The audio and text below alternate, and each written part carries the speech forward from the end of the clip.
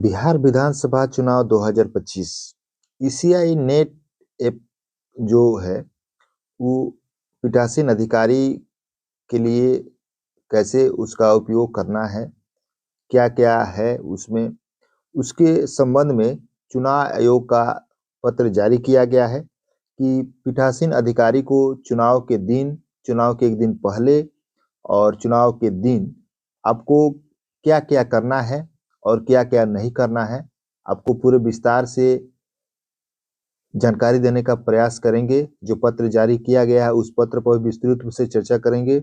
उससे पहले आप सभी बंधुओं से एक छोटा-सा आग्रह है कि यदि आप हमारे चैनल पर नए हैं, तो हमारे चैनल को सब्सक्राइब कीजिए और बेल आइकन दबाना ना भूलें। तो जो पत्र जारी किया गया है, बिहार विधानसभा चुनाव जो 2 चरणों में होने वाले हैं, 6 नवंबर और 11 नवंबर।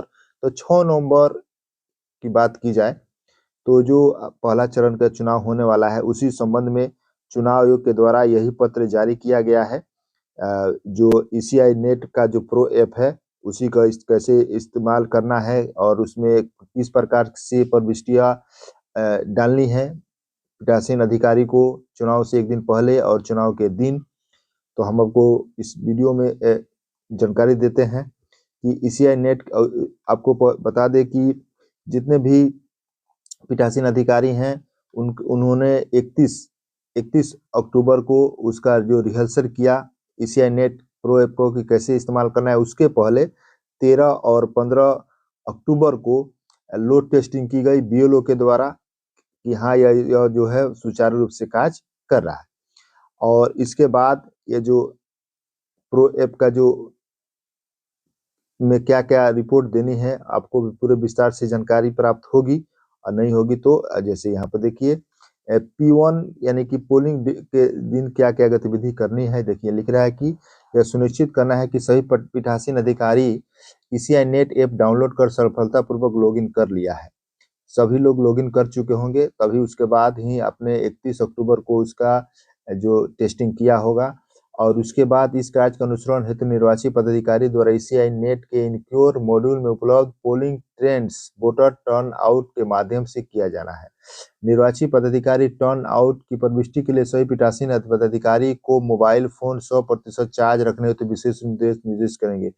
सभी जो भी विधानसभा है वहाँ के अधिकारी के द्वारा निर्वाची पदाधिकारी के द्वारा निश्चित निर्देश दिया गया है कि आप उस दिन अपने मोबाइल को 100% चार्ज में पूरी तरह से रखना है, क्योंकि आपको दिन भर में आपको उसका ये रिपोर्ट आपको देते रहना है। जैसे क्या-क्या रिपोर्ट देना है आपको हम भी उसके देखिए यहाँ पर लिख रहा है तीसरा बिंदु कि सभी पीठासीन पदाधिकारी द्वारा मतदान केंद्र पर पहुंचते ही सर्वप्रथम मतदान केंद्र पर आगमन की स्थिति ऐप के माध्यम से अद्यतन किया जाना है।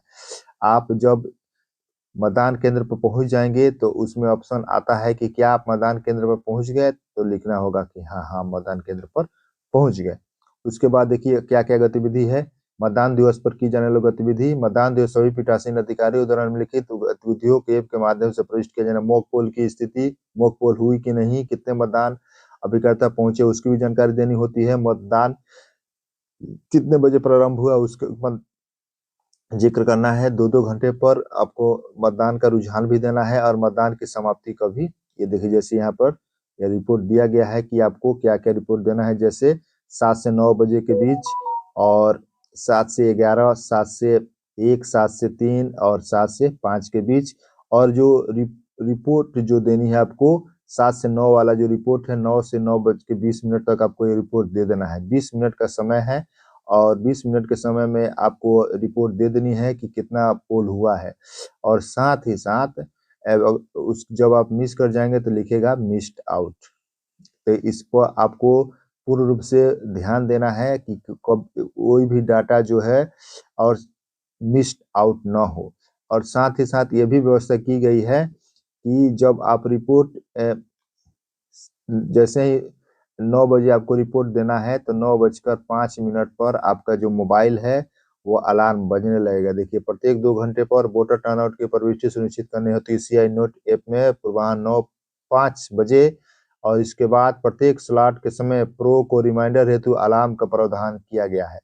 जैसे ही वो क्या होगा आपका मोबाइल जो है लगभग 30 सेकेंड तक आपका मोबाइल वाइब्रेशन करने लगा, ऐसे ऐसे कांपने लगता है मोबाइल, जैसे वाइब्रेट होने लगता है, अलार्म बजने लगता है कि आप रिपोर्ट दीजिए।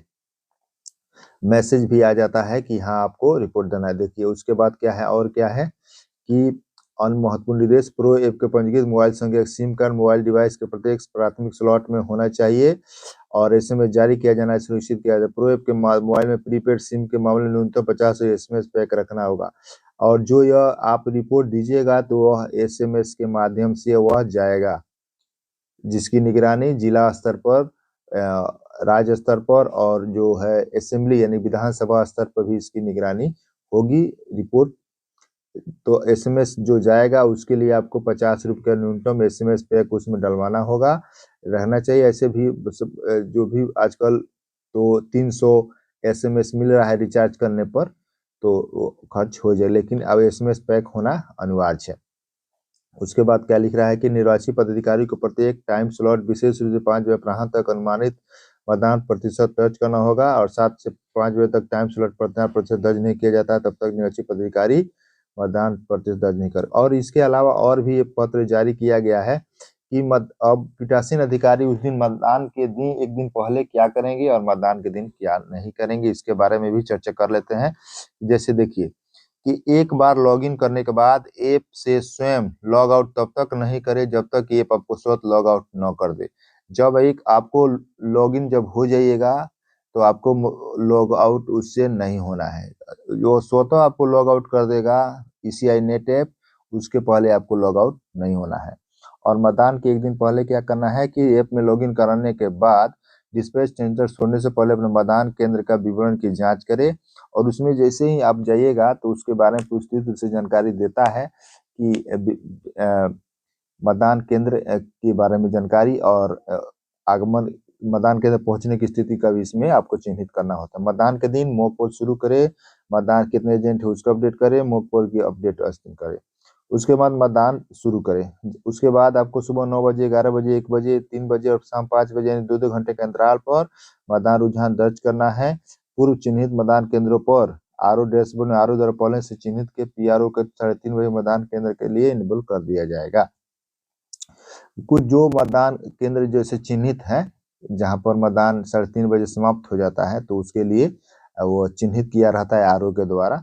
और मतदान केंद्र छोड़ने के पहले फॉर्म 17C के अनुसार मतदान समाप्त बंद होने के समय का डेटा दर्ज करना है और सुबह 9-5 बजे और इसके बाद स्लोटों के समय पीआरओ को चेतावनी अलार्म बजने लगेंगे।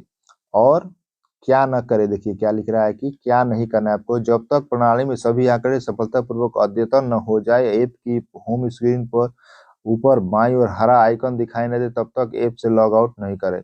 आपको मोबाइल ऐप से लॉग आउट नहीं करना है जब तक जो भी आप डाटा आप डाले हुए हैं वह हरा आइकन दिखाई नहीं देता है, तब तक ले आपको उस ऐप से आपको बाहर नहीं निकलना है। यह सब पूर्ण रूप से कार्य आपको करना है।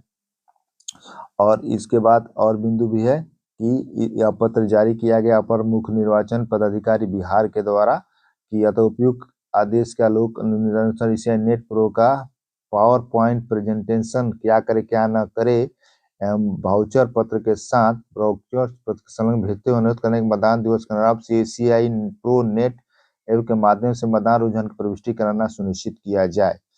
तो यही था क्या करे क्या नहीं करे, इसके बारे में जानकारी दी गई है। पीठासीन अधिकारी को उस दिन पूर्ण रूप से सख्त रहना है। सख्त कर रहने का मतलब है कि आपको पूर्ण रूप से जागरूक रहना है। उस दिन 2-2 घंटे के अंतराल पर प्रथम मतदान अधिकारी और द्वितीय मतदान अधिकारी और जो टोटल बटन सीयू का टोटल बटन से दबा करके और 17 रजिस्टर से दोनों का मिलान करके हुए मतदान और उसके अनुसार ही आपको रिपोर्ट देते रहना है। और यही सब जानकारियां हैं, पत्र जारी किया गया है। वीडियो अच्छा लगा तो लाइक करें, शेयर करें।